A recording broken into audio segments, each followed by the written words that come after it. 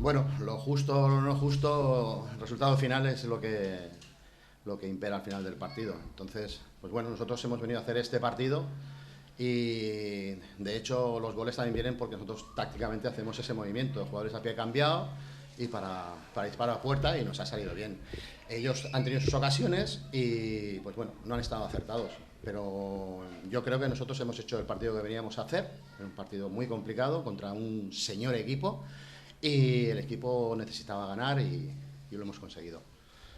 Bueno, yo creo que Rafa Leva hoy ha tenido el trabajo que el año pasado teníamos un pedazo de portero también. O sea que yo creo que en ese aspecto estamos muy bien. El tema de la portería, Rafa a nosotros nos va a dar muchos puntos y estamos súper contentos con él. Bueno, supongo que cuando tenga el resultado a favor y se estabilice un poco en el juego y tenga pues los partidos de cara, el equipo yo creo que va a ser muy diferente a como era Sardañola estos años atrás. En definitiva, cuando se te pone el resultado en contra, yo creo que el Sardañola ha jugado a lo que era el Sardañola.